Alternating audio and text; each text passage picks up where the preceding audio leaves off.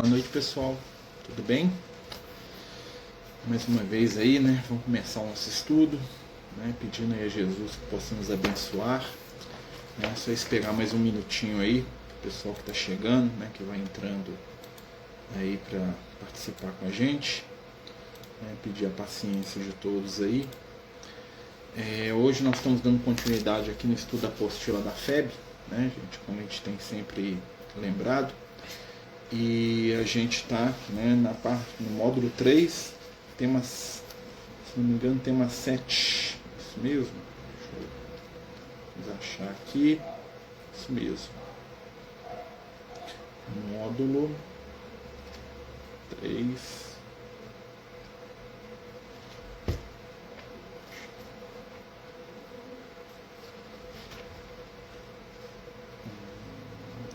Tema 2, eu tô doido. Tá na frente, mas nem tanto assim. Obsessão, Programa 1, módulo 3 aqui, ó, da apostila, né? Tema 2. Nós vamos falar hoje de obsessão, causa, graus e tipos de obsessão, né? O nosso objetivo hoje é entrar um pouquinho, né, dentro do estudo da mediunidade, né? E conversar sobre o processo de obsessão, né? O tipo de obsessão, né? Como é que funciona essa questão toda. E aí a gente, né, aproveitar esse momento aí para a gente trocar algumas ideias sobre esse tema aí que é recorrente aí, né? Todos nós temos situações aí que o processo obsessivo aparece aí no nosso caminho, né? Querendo ou não, né? Infelizmente, né, meus amigos. Só vou esperar mais um minutinho, tá? Para ver, né, o pessoal que está entrando, né? Vou pedir aí, né, a paciência de todos, tá? E a gente vai dando seguimento aí aos nossos estudos. Gente, uma coisa que eu queria falar, né, aproveitando, todo domingo a gente está fazendo um estudo de mediunidade lá no Francisco de Assis, na parte da manhã, né, todo domingo às 11 da manhã, a gente lá no Francisco, né, com o pessoal estudando mediunidade, e aí nós estamos com o interesse de juntar esses dois estudos, tá, levar esse estudo que a gente faz hoje na quarta-feira para o domingo de manhã, né? Ou seja, a gente vai transmitir lá do Francisco de Assis, né? E na quarta-feira a gente fazer um estudo de algum tema diversificado aí da doutrina aí, né? Algum tema, né? Ou algum livro, né? Ou algum tema de estudo aí mais sem sequência, vamos dizer assim, né? Temas separados, né? Para substituir o estudo de domingo, né? Aí eu queria ver a possibilidade, né, do pessoal, né, de estar participando no domingo, né, às 11 da manhã, né? Mas isso aí a gente está vendo ainda, né? Então, como a gente está dizendo aqui, né, é uma ideia, né? Então quem puder, né, e, né, se quiser participar, me fala aí, né, como que a gente vai realizar aí esse trabalho, tá, gente? Então a ideia seria levar esse estudo para o domingo de manhã junto com o que a gente faz lá, né? Então, em vez de fazer dois estudos de mediunidade separados, faria um só, né, presencial, e transmitindo ao mesmo tempo. Eu transmitiria o estudo presencial lá do Francisco de Assis, tá? Minha imagem está verde? Aqui está normal. Deixa eu tentar ligar e desligar a câmera, né? Tem uns recursozinhos aqui, vamos ver. Desliguei. Voltou a imagem para vocês? Aí, ó. Eu liguei e desliguei. Então vamos lá, né, gente? Fazer nossa prece aí para a gente dar início, né, ao nosso estudo da noite, né? Pedindo a Jesus neste momento que possa envolver os nossos corações e mentes nas vibrações do seu amor e da sua luz, que possamos aproveitar este momento de estudo, de reflexão, acerca dos temas da mediunidade, para nos tornarmos cada vez mais carta-vivas do Mestre do Amor no dia a dia, no cotidiano. Senhor, nos dê a força que precisamos e abençoe aqueles que nós amamos, hoje e por todo sempre. Que assim seja.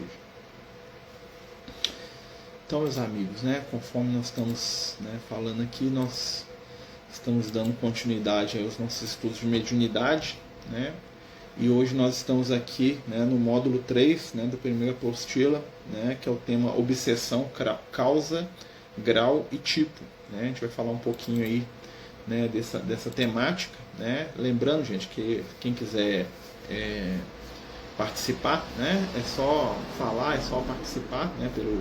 Pelo Jitsi, ou, né, mandar mensagem aqui pelo Instagram, tá, gente? Que a gente, né, responde com muito carinho, tá certo?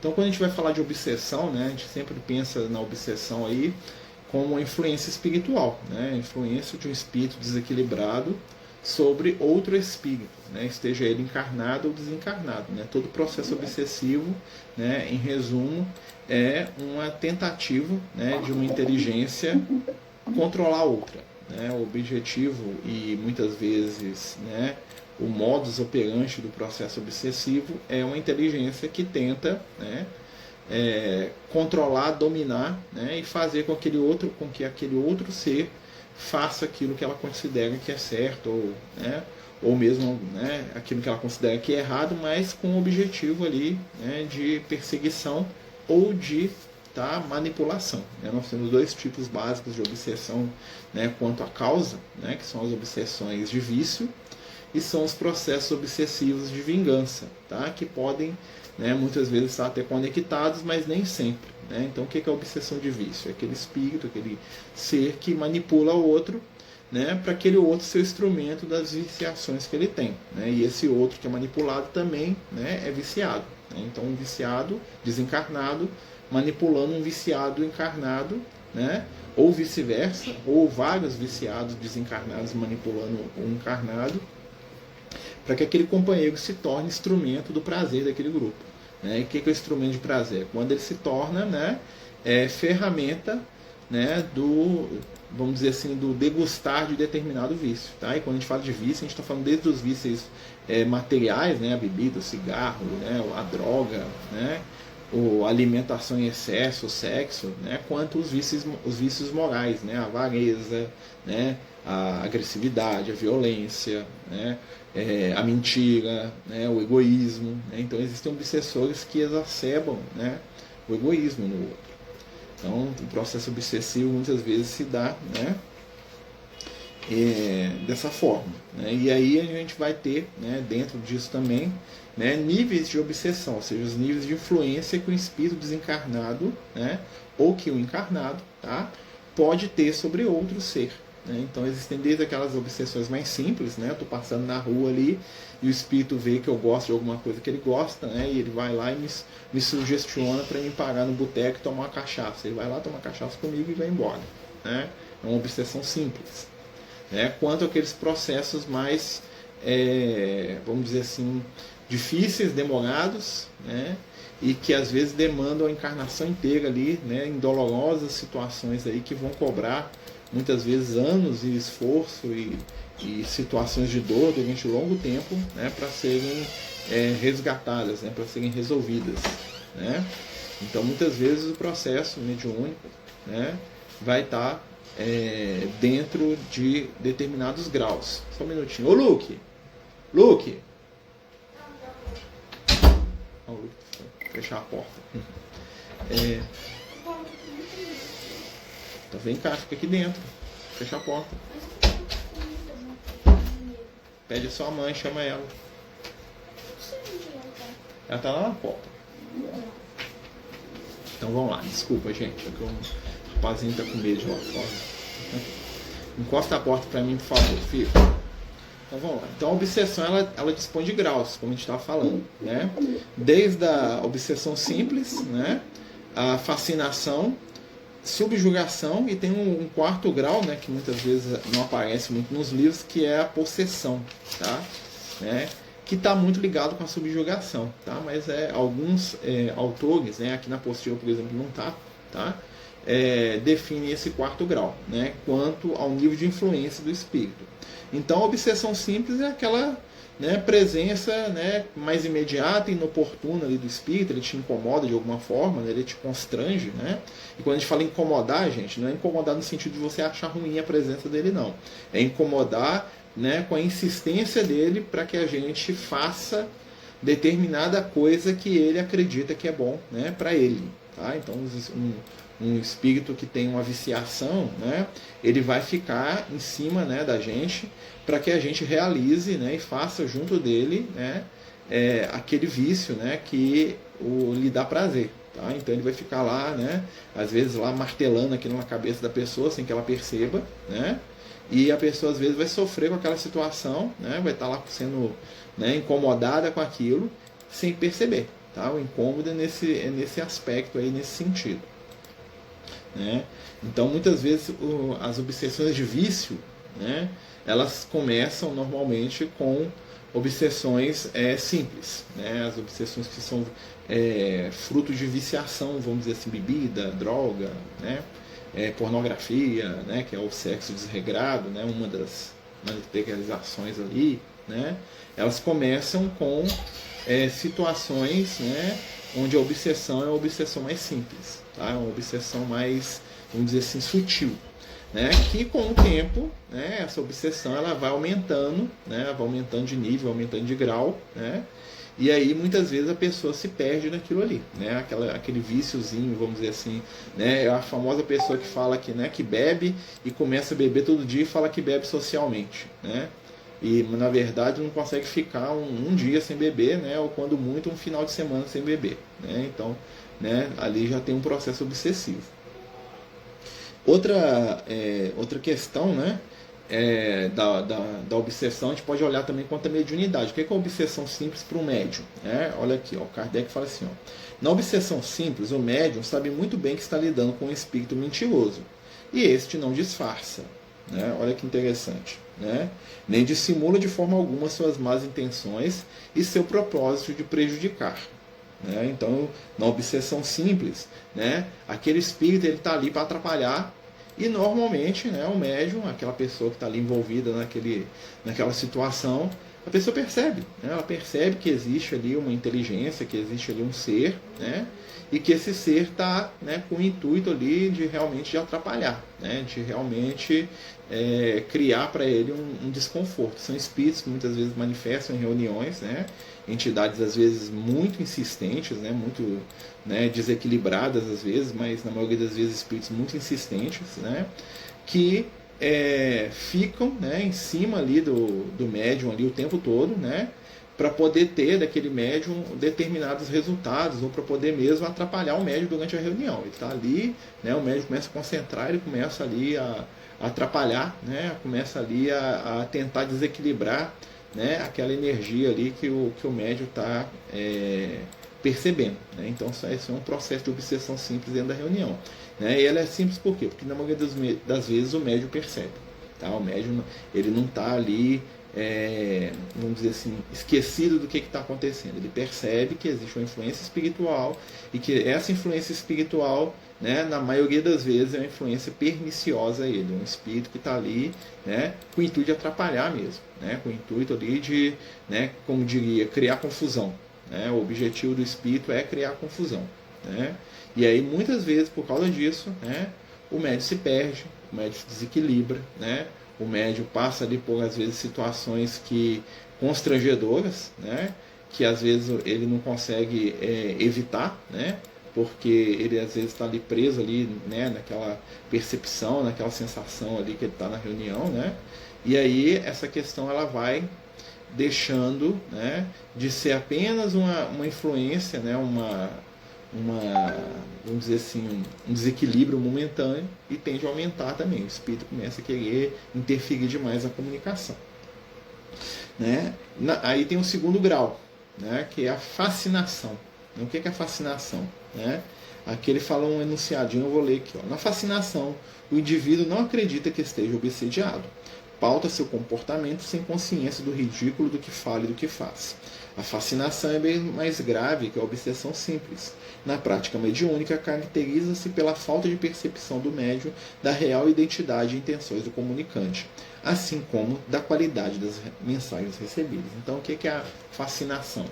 Já é um grau, né, vamos dizer assim, para nós, né, no dia a dia, é quando o espírito já está num nível de envolvimento que a gente acha que aquilo que a gente está fazendo, que é um comportamento vicioso, é uma coisa boa, né? Então eu estou lá bebendo até cair, alguém fala comigo, eu falo com a pessoa, não, você está querendo que eu não me divirta, você não quer que eu viva, né? Então eu estou fascinado com aquele objeto de vida, né? Com aquele objeto de vício, desculpe, né? É aquela pessoa lá que está acumulando dinheiro sem parar, né? Passando fome, deixando a família passar fome, né? Só para engordar a conta bancária. e alguém chega para ele e fala assim, não, é porque você está sendo avarento, Marcelo. Não, eu sou previdente, eu sou um cara que guarda, que poupa, né? Mas eu nunca uso o que eu poupo, né? Eu sou escravo do dinheiro. Né? É aquela pessoa que, a pretexto de cuidar, né, controla a vida de todo mundo, né, que se torna ali quase que um ditador familiar e acha que é o herói da família, né, que é o cara que protege todo mundo. Não, você não é o cara que protege todo mundo, você é o cara que domina todo mundo, né, que impede os outros de viver. Essa é a fascinação no campo do cotidiano. No campo da reunião mediúnica, né, é a fascinação por determinada entidade, ou seja, eu acredito ou estou acreditando que determinado espírito, né, que às vezes me faz fazer coisas ridículas e até mesmo idiotas, né, é um espírito elevadíssimo, né, uma entidade de altíssima envergadura que está aqui para me proteger, porque é um espírito de luz, e esse espírito de luz, né, eu não posso ficar sem a influência dele, né, mas o espírito está me falando coisas estranhas, o espírito está me mandando fazer coisas até ridículas, né, que eu sei que não preciso de fazer, mas eu estou ali sendo dominado, sendo controlado ali por aquela entidade, né, e acho que aquele espírito é um ser maravilhoso, iluminadíssimo, né, e muitas vezes me perco nisso, né, muitos médiums caem nessa situação. Marcelo, na bebida estamos sim. Estávamos assim, pagamos há 2 meses, cortamos tudo. Ó, ouviu você que não estuda. A questão da bebida, gente, como todos os vícios, né? O que acontece? Tudo que é desequilibrado, né, infelizmente, né, que é vinculado a algum prazer, né, a gente tem a tendência de se perder naquilo. A gente começa a buscar tanto aquele prazer que a gente começa a ficar meio sem controle. Né? E a bebida ela altera a nossa consciência. Na medida que ela altera a nossa consciência, ela facilita o processo de ligação espiritual. Tá? A bebida ela é um potencializador mediúnico. Ou seja, o cara bebe, ele percebe mais do mundo espiritual, mas do astral inferior. Tá? Então a pessoa que bebe, a pessoa que está lá usando um narcótico qualquer, ela vai ter uma percepção mediúnica mais aflorada, mas ela só vai ver aqueles companheiros de vício dela. Ela não vai ver os espíritos de luz, não. Ela vai ver aquelas entidades desequilibradas que estão ali dividindo o vício com ela. Né? Então a gente tem que tomar muito cuidado, né, para poder lidar com essas questões. Né? O vício é sempre algo perigosíssimo, né? Até porque tem esse nome. Né? Se você experimenta uma vez ou duas aquilo ali, você corre o risco de ficar preso naquela vibração, naquela energia. Voltando à questão da fascinação, né, gente? É uma coisa que é muito comum em médios que estão isolados, né? Ou então em médios que são muito, vamos dizer assim, aplaudidos dentro da casa espírita, né? Que acham que são infalíveis, que as pessoas paparicam demais, né? Então eles começam a achar que eles são infalíveis, que eles não erram, né? Que só os espíritos de luz que o envolvem, e isso não é bem assim, né? Os espíritos de luz nos ajudam, nos aconselham, mas de vez em quando aparecem os espíritos desequilibrados aí, né? Que a própria espiritualidade permite que se aproxime, né? E que às vezes o nosso desequilíbrio também atrai, né? E a gente tem que tomar cuidado, né? Porque normalmente a gente vai reconhecer o bom espírito pela sua linguagem, né? Nós vamos reconhecer os espíritos iluminados pelas suas ações, né, pelo bem que eles produzem, né, pelas situações que eles constroem, né, pelo fruto daquilo que eles ensinam. Né. Tem uma história muito interessante, né, que está lá numa das obras do Humberto Campos, né, sobre um companheiro, né, que ele vai visitar uma reunião mediúnica, isso lá na década de 40, né, ele chega e vai visitar uma reunião mediúnica, lá no Rio de Janeiro. Ele chega lá, vai visitar a reunião mediúnica, né? E aí ele chega e ele recebe a mensagem da mãe dele desencarnada. Aí ele faz um diário, né? Primeiro dia, cheguei da reunião mediúnica, né? Emoção muito grande, recebi uma mensagem da minha mãe, né? Realmente ela, a imortalidade existe, né? Quero trabalhar, quero servir o Cristo, quero fazer o bem, né? Vou me alistar em trabalhos espíritas, né? Aí no segundo dia, me apresentei à casa espírita, cheio de bom ânimo. Me colocaram na reunião, senti uma leve presença me envolvendo, né? Desejo de trabalhar. Terceiro dia, né? Uma entidade se apresentou a mim. Essa é a história do moço lá no livro, né? Disse ser um espírito de altíssima importância no mundo espiritual. Olha só a história, né? E que temos uma grande missão, né? E aí quero trabalhar. Terceiro, aí vai, na primeira semana, estou psicografando 3 vezes ao dia. O moço lá, escrevendo no diário dele. Né? O mentor me promete grande trabalho junto a mim. Serei famoso e consolarei milhões. Né? E o cara todo, né, inchado. Né? Uma semana depois, levei minhas primeiras psicografias e apresentei ao senhor Frederico Figner, que é o presidente da FEBER, lá no Rio. Né? Ele leu e achou as mensagens fracas. Não estou compreendendo.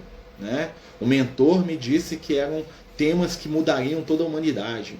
Estou psicografando um livro de mensagens, um de estudo evangélico e um de cartas consoladoras. Né?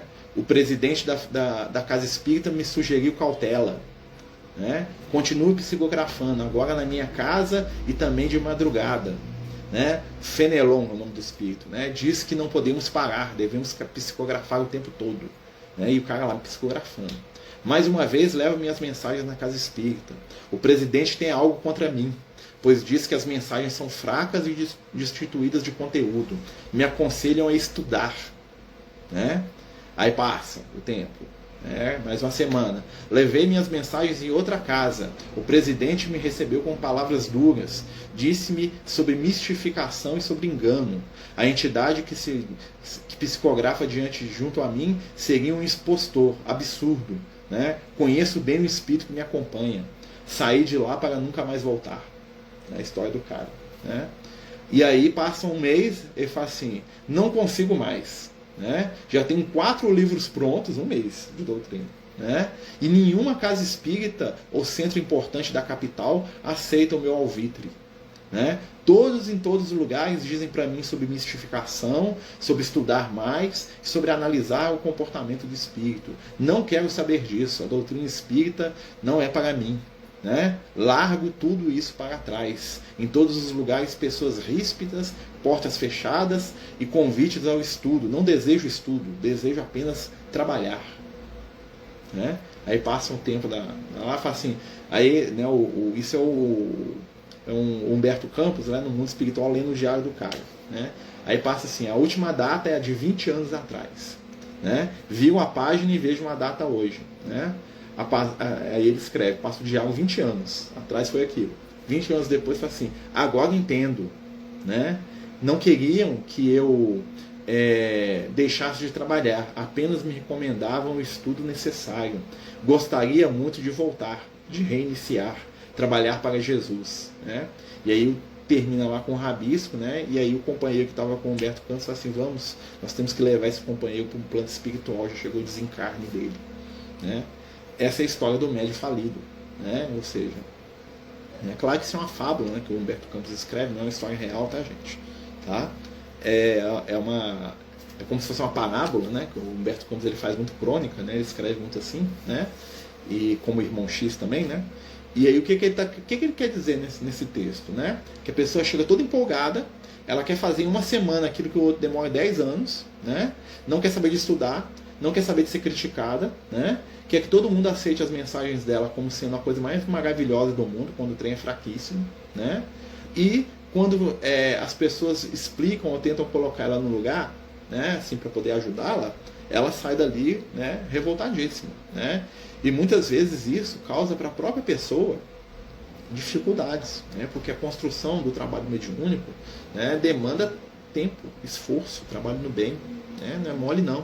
Né? Eu lembro que alguns anos atrás, a gente estava lá na Casa Espírita, né? Deve ter isso, deixa eu ver, foi 90. Deve ser no ano 2000, deve ter uns mais de 20 anos. Né? E aí a gente estava lá na Casa Espírita, aquela coisa toda, né? No dia da reunião pública. Né? Aí no finalzinho da reunião, assim, a casa era pequenininha, né? Tava eu e o dirigente da casa na época, o Vieira, né? Vai lembrar, né?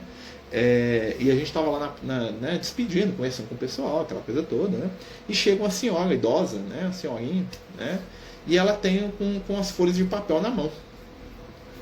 E aí ela vira pra gente e fala assim: eu trouxe uma mensagem aqui psicografada, eu queria ler na reunião pública.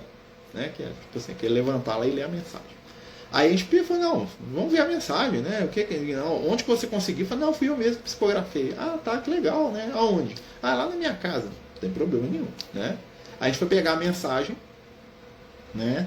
E a mensagem era uma mensagem assim, totalmente confusa, você não conseguia entender direito o que estava escrito. Assim, ela começava a falar de um assunto, terminava no outro, né? Tinha uma dificuldade muito grande, a tal ponto que você não conseguia entender a essência do que estava escrito ali. É uma coisa, começava a falar de Deus, depois falava da vida particular dela, depois voltava a falar de Deus e que Deus. E no final da mensagem assinava assim, Jesus. Né? Quem escreveu a mensagem foi Jesus, em pessoa.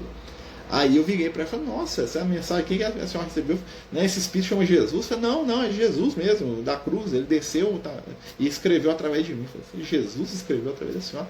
Eu falei assim, não é impossível não, né? Jesus pode fazer o que ele quiser, né? Só que o conteúdo da mensagem é muito estranho, está confuso, a gente está conseguindo entender, né? E aí ela virou para mim e falou, não, Jesus falou comigo que era para me trazer aqui e que ia ser assim mesmo. Somente as pessoas que ele abençoar é que vão entender o que está escrito. Então, por isso que eu vou ler aqui na reunião pública, né? E para quem entender, entendeu. Quem não entendeu, né? Porque não está pronto para Jesus, né? E não merece a mensagem. Eu falei assim, tá, então a gente não merece a mensagem, porque eu não entendi nada, né? E o companheiro também falou, né? E aí ela falou assim, tá, mas eu posso ler na próxima reunião? Aí o Vieira eu falei, não pode não, porque né, essa mensagem não tem pé nem cabeça, me desculpe aí, né? E a dona ficou indignadíssima. Falou assim, eu trago uma mensagem de Jesus para vocês aqui, vocês não querem ler. É um absurdo, vocês vão tudo queimar no fogo do inferno. Mas ele falou comigo. Ele falou comigo para dizer que se não aceitasse a mensagem, que era para falar que vocês iam queimar no fogo do inferno para sempre. Olha o que Jesus falou com ela. Né? E ela acreditava piamente, né? Era uma senhora muito simples, muito humilde, né? E cheia de boa vontade. Mas estava dentro de um processo de fascinação. Né? Ela não conseguia nem entender o argumento que a gente estava dando para ela. A gente convidou ela para participar de estudo de mediunidade, nunca mais voltou na casa espírita. Nunca mais, tem 20 anos isso, né? 22 anos isso. Nunca mais pisou na casa espírita. Por quê? Porque não encontrou lá aquilo que ela esperava. Né? Talvez na cabeça dela ela fosse chegar lá, ler a mensagem, virar, né, meio que a ídola da casa, né? Aquela situação toda, né? E todo mundo ia aceitá-la, né? No sentido, claro que a gente sempre aceita, né, gente, as pessoas, né? Mas olha só, isso é um processo de fascinação, né? Então, no dia que o médium, né, imagina, no dia que o médium começa a achar que tudo que ele recebe é maravilhoso e único, ele está desequilibrado. Né? Então eu não posso virar, né? Eu pegar a mim como exemplo, né? E falar assim, todas as mensagens que eu recebo são dos espíritos só superiores. Não, eu tenho que ler, tenho que passar para outras pessoas, né? Então se alguém achar a mensagem esquisita, né? Porque eu mando mensagem para todo mundo, né? Dos espíritos, me manda no privado lá, chama o Marcelo, não tá achando isso que tá esquisito, não pode criticar, né? Criticar com amor, a gente tem que aceitar, às vezes a gente acha que o espírito é outro. Né? Claro que quanto ao conteúdo da mensagem ajuda muito. Né? Um espírito mistificador ele não vai falar de coisas positivas, de coisas boas. Né? Então quando a gente analisa o conteúdo da mensagem, a gente sabe o tipo do espírito. Mas nem sempre o médium que está recebendo aquela mensagem, né, por estar envolvido naquela energia, né, ele vai passar, ele vai perceber tudo. Às vezes algumas questões da mensagem vão passar batido para mim. Né? Ou às vezes, né, até mesmo a gente vai interpretar da maneira errada, e aí um companheiro, uma companheira bem intencionada vai nos ajudar, fala assim, olha só, presta atenção, você não acha que o espírito está falando diferente hoje? Outro dia eu li a mensagem dele e falava B, agora ele está falando que A que é certo, então não tem um trem errado, e ele está se contradizendo, ou ele tá, né, você confundiu, né? Então assim, às vezes a gente tem que parar e observar. Eu lembro que poucos dias atrás, né, contar a história dele, é interessante. A gente recebeu uma mensagem, né, eu recebi uma mensagem do Lucas, falando, né, sobre acho que foi do Lucas mesmo, né, da pregação na catacumba, né, que ele viu lá, aquela coisa toda, né.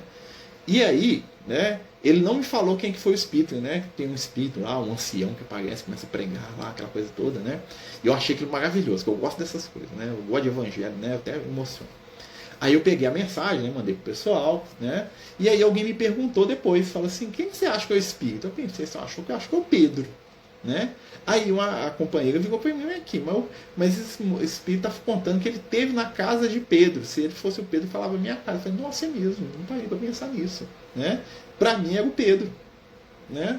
A companheira, né, ela percebeu, falou assim, eu acho que é o João, esse espírito aqui, né, ou algum dos outros apóstolos, deve ser o João, porque foram poucos que conheceram Jesus e que foram para Roma, né, que viveram aquela época. Ela pegou um negócio que eu não peguei na mensagem, né, ou seja, a minha interpretação, né, foi equivocada, porque eu não prestei atenção no que eu escrevi, né, porque lá no que está escrito, conta que o espírito esteve na casa de Pedro, né, se fosse o Pedro, ele fala na minha casa, né, ou, né?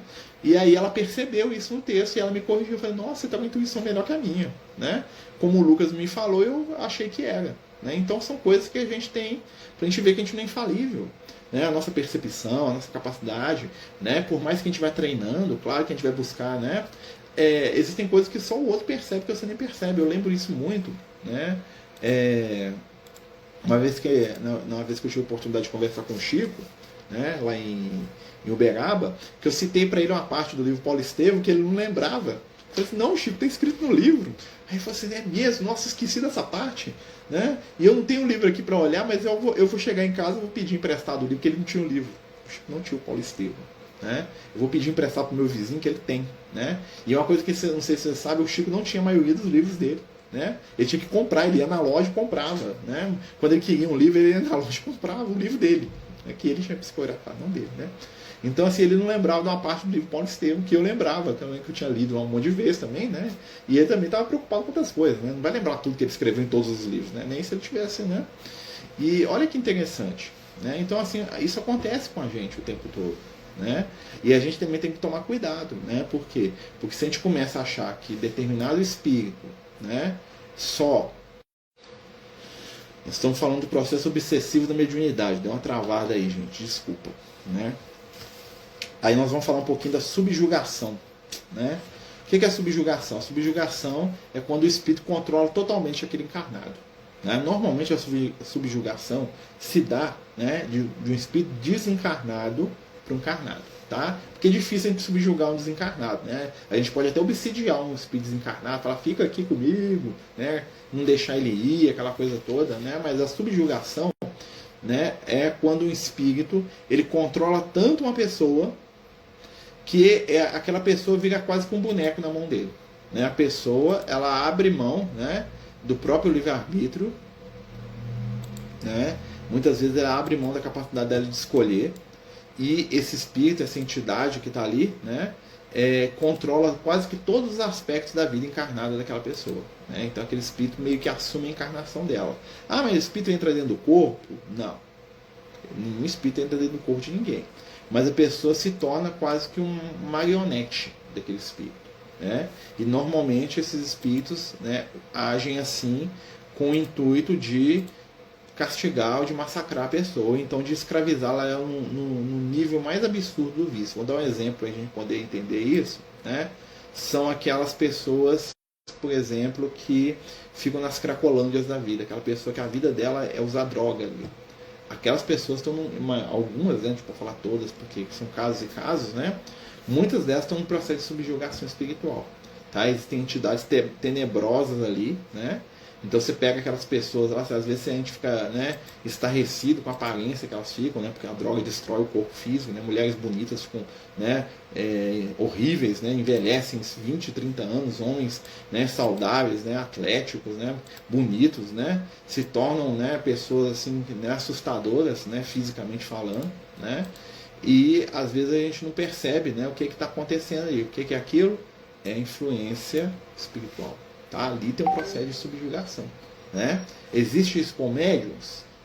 Médiuns que trabalham em reuniões, muito difícil. Por quê? Porque quando chega no nível da subjugação, o cara não aguenta fazer mais nada. Né? E ele nem vai para reunião mediúnica, nem para casa espírita, nem para nada.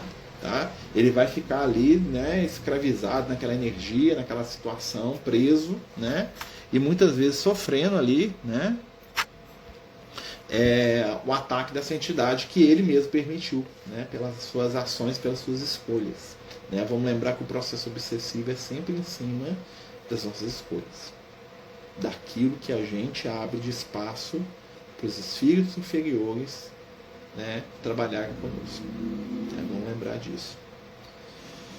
Gente, alguma questão sobre os tipos, né, de obsessão aí, né, o processo de obsessão, né, o tipo a gente vai falar um pouco depois, né, alguém quer perguntar ou falar alguma coisa sobre né? Os tipos tem a possessão. O que é a possessão? A possessão é o caso, por exemplo, tem um livro muito famoso da doutrina, chama Tragédia de Santa Maria. No livro da Tragédia de Santa Maria conta a história, né, de um parente do Dr. Bezerra, que tinha sido filho dele, né, que é envolvido por uma entidade de tal maneira que os centros de força dele, ou seja, né, os chakras dele, ficam misturados com o do espírito. Né? É como se eles estivessem colados ali, né, quase que gêmeos siameses, um no mundo espiritual e um no mundo físico. Né? E a coisa era tão complexa que se separasse os dois, né, o próprio espírito fala isso para o Dr. Bezerra, né, se separar os dois, o filho dele desencarnava. Né? E aí o Dr. Bezerra vai e fala assim, eu prefiro que separe. Né? Eu prefiro separar ele e desencarnar livre do que ele permanecer escravizado do jeito que ele está aí. Né? Então, é uma situação também para a gente entender. A gente chamaria isso de possessão. É uma fascinação muito mais complicada e às vezes passa de uma encarnação para outra. Tem gente que já reencarna vinculado com o obsessor. Né? Desde ali do ventre da mãe, às vezes a encarnação inteira, tá? Vinculado com o espírito obsessor. Por quê? Porque tem algum laço ali do passado, mas são casos raros, tá, gente? Não é todo mundo que acontece, não. Não é só porque o menino chora de noite que ele está com um processo obsessivo, não, tá? Muita gente vai na casa espírita, às vezes, né? Ah, o meu menino chora demais durante a noite. Às vezes ele não está chorando demais porque ele está sendo obsidiado. Não, às vezes é questões naturais mesmo, de desenvolvimento, né? É frio, é calor, é fome, né? Então, assim, nem sempre o choro excessivo de uma criança ou coisa do tipo quer dizer que a pessoa está sendo obsidiada, não. Tá? Os sinais da obsessão são muito perceptíveis, principalmente a obsessão de vício, né?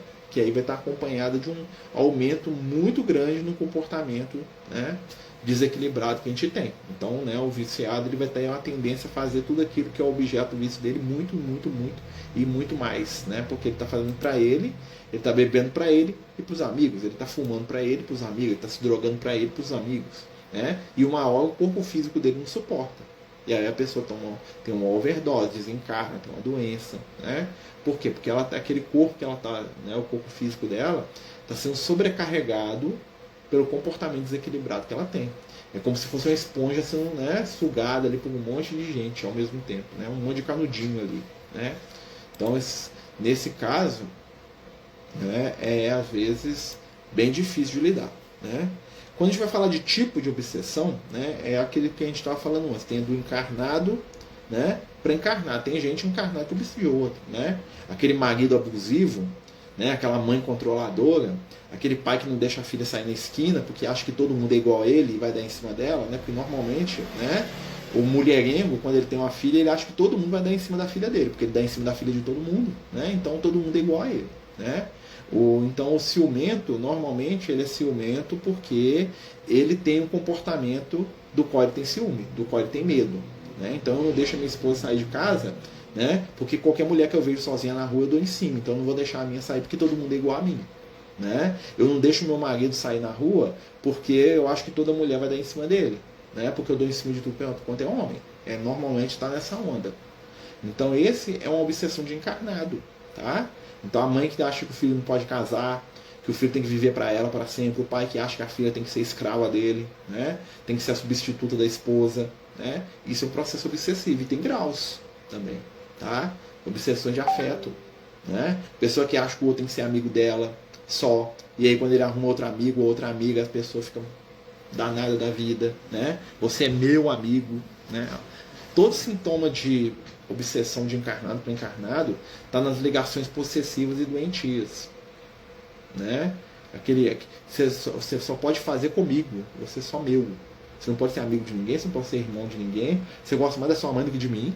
Você está falando que você vai me largar aqui para ficar com seu irmão, né?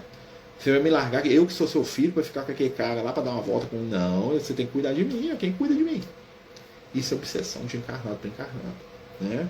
E tem a obsessão de encarnado para desencarnado, né? Ou seja, um espírito encarnado, né? Tô aqui, meu pai tá lá no mundo espiritual, pai me ajuda, pai resolve um problema. Não, pai, o chefe brigou comigo, pai do céu, eu não sei viver sem você. Ah, pai, como é que eu faço? Pai, eu perdi a chave, me ajuda a achar. Pai, o cara tá me roubando, vem do mundo espiritual e dá um tapa na cara dele. Tem gente que fica assim, os espíritos, se o espírito for um espírito não equilibrado, ele fica doido. Né? Imagina isso, eu tô falando de um. Imagina um cara que tem 5 filhos. E cada filho mais desequilibrado que o outro e todo mundo querendo que ele venha aqui para resolver os problemas dele. Então, obsessão de desencarnado para desencarnado, né? E tem a obsessão de desencarnado para esse desencarnado, um espírito que no mundo espiritual obsedia outro. Isso é muito comum nas regiões de sofrimento, nos umbrais, né? Onde nós temos os vampiros, né? Que são espíritos que sugam as energias uns dos outros, inclusive dos encarnados, né? Mas no mundo espiritual o processo de vampirização, né? é muito famoso, né? É um processo que muitas vezes envolve ali, né? Dolorosas situações ali, sofrimento, dor, né? Tristeza, né? Entidades que ficam ali, né, anos a fio, né, manipulando, né, dominando a vida de outros seres, né, como se aqueles seres fossem escravos ali da vontade deles, né, entidades ali que, né, trazem né, problemas muito grandes, né, dificuldades, assim, às vezes, né, mil, né, para aquele companheiro ou para aquela companheira ali que os recebe, né. Então, assim, no mundo espiritual, né, espíritos que tentam dominar outros espíritos, espíritos que tentam controlar os espíritos, né? É um processo obsessivo.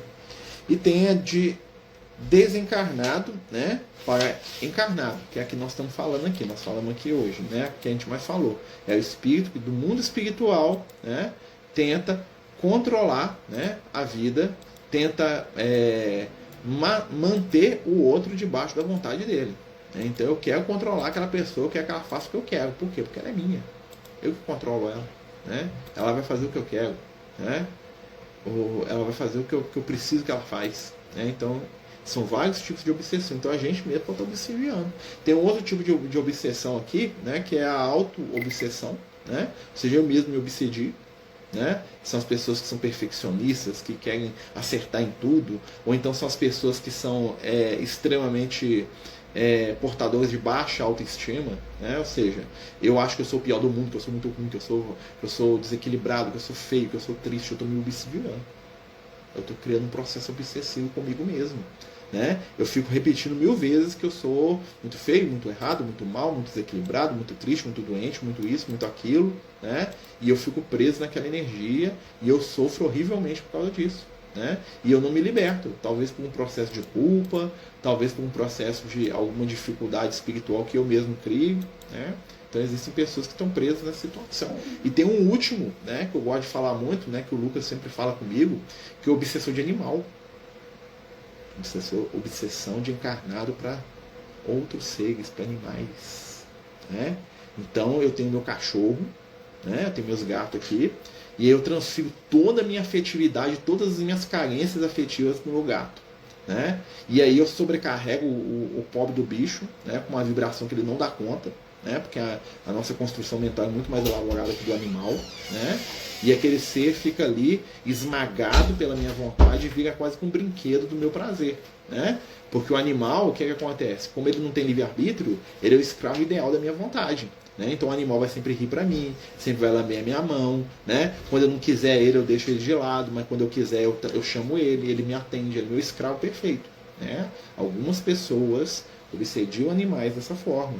Elas não tratam os animais como irmãos mais novos necessitados de respeito e de carinho, e sim como escravos da vontade dela, a tal ponto que esse processo de obsessão passa para o mundo espiritual. Né? Já contamos aqui a história. Muitas vezes o animal desencarna e a vontade do encarnado com aquele ser é tão forte que ele retém o princípio espiritual do bicho junto a ele e não permite que aquele animal siga em frente no seu ciclo reencarnatório. Né? Porque o animal tem que ficar perto de mim, é meu. Né? Eu te amo, né? Mas não é amor, é posse. Né? Então, assim, aí a minha gatinha desencarna, né? E eu fico retendo o princípio espiritual dela aqui comigo, aqui, como um gato fantasma aqui ao meu redor, aqui, que só existe e se movimenta quando eu lembro dela, porque aí eu dou recurso para ela existir no mundo espiritual. E quando eu esqueço, ela fica em um estado de escravidão junto a mim. Né? Acontece isso muito com o animal no mundo espiritual, tá, gente? Muitas pessoas, o bicho desencarna, o bicho morre, né? e aí o princípio espiritual dele não tem forma no mundo espiritual, eu retenho aquele princípio espiritual como se fosse um satélite meu aqui me orbitando. Quando eu lembro dele, aí ele toma uma forma ali no mundo espiritual, né? Por alguns momentos, né? Quando a minha atenção desaparece dele, ele some lá e vira um princípio espiritual que fica lá, ó, me orbitando, né? Doido para poder renascer e dar seguimento ao propósito evolutivo dele, mas que o meu egoísmo não tem ele comigo, tá? Muitas vezes a gente vê na casa espírita, já aconteceu de uma companheira chegar lá na casa espírita, né? E ela tinha em torno dela cerca de 20 princípios espirituais agarrados. Eram os animais que ela tinha, que ela não desapegava de nenhum. Eles morriam e ela escravizava eles vibratoriamente. Eu lembro que eu vi isso uns 15 anos atrás, né? E eu ficava vendo flash dos bichos aparecendo, cachorro, principalmente um cachorro, um monte de cachorro, tá? O microfone tá fechado? Nossa senhora, gente, falei que um tempão de microfone fechado, né? A gente tá falando da obsessão, né, dos animais, né, das pessoas que têm obsessão com animal. Nossa, gente, então o microfone ficou fechado o estudo inteiro aqui, né, no Jitsi. Agora que me falaram, que eu não vi porque o celular tá bem na frente aqui, né? Então nós estamos falando dos processos obsessivos aí, né? E, né, como a gente não vai voltar, não dá tempo, né, porque nós temos pouco tempo, a gente está falando da obsessão com o animal, né, que muita gente mantém os princípios espirituais, né, escravizados. Estranho, ele fechou aqui, depois abriu, que bom, né, então perdeu pouco, obrigado, Diogo, né. É porque o celular está bem na frente aqui do ícone aqui, que está gravando aqui para o Instagram. Então, gente, existem vários tipos, né, de situações obsessivas, né? Muitas delas se dão pela nossa ignorância, pelos nossos vícios, né? E muitas vezes pela nossa incapacidade, né, de nos desapegar, né? Então às vezes a gente sofre, né, pelo nosso apego, né? Ou porque o outro está apegado com a gente, né? Então qual que é o melhor caminho para a gente vencer a obsessão? É aprender a lidar com a alteridade. Tudo muda, né? Hoje nós estamos aqui juntos, amanhã nós vamos estar. Trabalhar isso aos poucos. Desapegar é difícil, né? Não é fácil. Se fosse fácil, né, a gente já estava com um speed de luz, né? E desapegar não é deixar de amar. Isso é uma coisa que a gente tem que entender, né? Existem milhares de espíritos que foram meus filhos, né, que não estão encarnados aqui hoje, né? Espíritos que foram ligados no meu coração, e foram um irmão, um pai, uma mãe, né? E não estão encarnados aqui comigo hoje. Estão lá no mundo espiritual, né? E eu tive que desapegar deles, mas o amor continua. Quando eu chegar no plano espiritual, eu encontro com eles de novo. Quando eles reencarnarem, eu estiver reencarnado no meu lugar, a gente encontra. Quando eles estiverem reencarnados e eu estiver lá no mundo espiritual, poder me movimentar, a gente encontra, né? Então, assim como vai acontecer com os que estão aqui, né? Uma hora eu vou ter que deixar o meu filho e vou ter que voltar para o mundo espiritual, né? E eu tenho que aprender a me desapegar dele, porque senão eu vou ficar doido lá no mundo espiritual, quando ele tiver as dificuldades dele de encarnado. Então, ao invés de ajudá-lo, eu vou me tornar o quê? Um obsessor, um controlador. O espírito vai ficar querendo dar palpite na vida dele o tempo todo, né? Então são pequenas coisas que vão nos ajudar a crescer e a evoluir espiritualmente. E a morte sempre pensa. Gente, então, né, aproveitando, né, a gente lembra o pessoal que a gente vai continuar, né? A gente vai ter o estudo no domingo de manhã, 11 horas da manhã, tá? Quem tiver aqui quiser nos visitar lá, é lá no Francisco de Assis, de 11 a meio-dia, né? O estudo presencial, né? A gente vai tentar a partir do próximo domingo, né? Esse domingo agora, para colocar ele no Instagram também no domingo de manhã, tá? Então quem quiser participar lá com a gente pelo Instagram, não dá pra gente levar o GIS, porque eu teria que ter um computador e o Instagram lá e já complica pra mim lá, né? Mas o celular eu levo e dá pra gente gravar de lá o estudo de mediunidade, né? E se der certo, né, a gente vai ver se a gente modifica, né, junto os dois estudos no domingo, tá? Mas é um teste, tá, gente? E aí a gente utilizaria o espaço da quarta-feira para fazer um outro estudo de algum outro tema, ou de um tema que fosse sugerido, né? Ou voltar para aqueles de pergunta e resposta, bate-papo aberto, né? Umas coisas assim diferentes, tá? A gente lembra todo mundo, né, que amanhã nós temos estudo de evangelho, né? Também eu tô doido para voltar com ele lá pro Francisco de Assis, eu tô só me organizando também, questão de se organizar, né? Então a gente vai fazer de lá o estudo, mas vai ter aqui do mesmo jeito, né? Aí já dá para fazer pelo Instagram, né? Tratamento espiritual que continua aqui, isso não muda nada, né? O tratamento toda sexta-feira, tá? E no domingo a gente tem o culto do Evangelho no Lar, né? Que a gente também está pensando se transforma ele num estudo maior, né? Ou fica só no culto, né? A gente aceita aí sugestões, né? Talvez fazer um estudo começando às 4h30 e até 5h30, né? E 5h15 para 5h15 a gente faz o culto, nos 15 minutos finais. A gente está pensando aí o que a gente pode fazer, tá? Mas a gente está vendo aí, a gente aceita a sugestão, tá, gente? No mais, né, pessoal, a gente agradece a todos, né? Lembra aí o pessoal, né, que nós estamos, né, com esses trabalhos, estudos. Eu queria pedir uma ajuda do pessoal, a gente tem pedido, a gente pede muito, né? Nossa.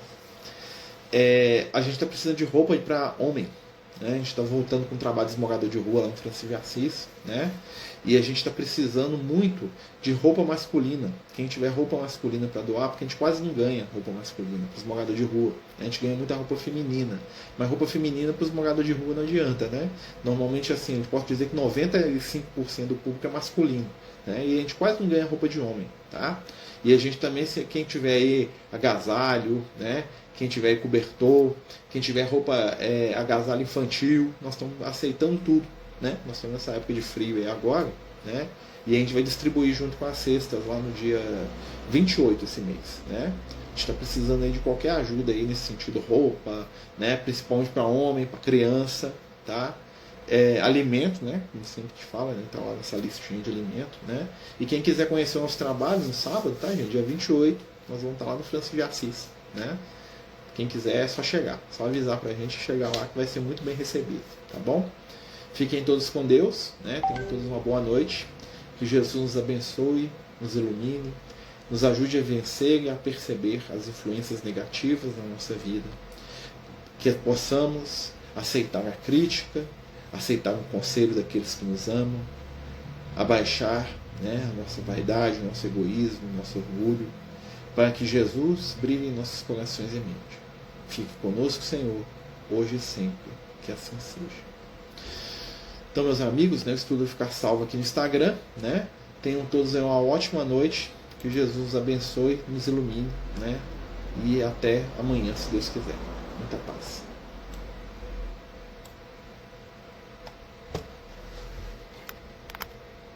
Os Amigos do Caminho apresentam sua primeira obra literária, Versos do Caminho, uma compilação das mensagens do nosso amigo espiritual Lucas, à venda pelo WhatsApp 31 98827 3218. Toda a renda será destinada para o projeto Neurodiversos.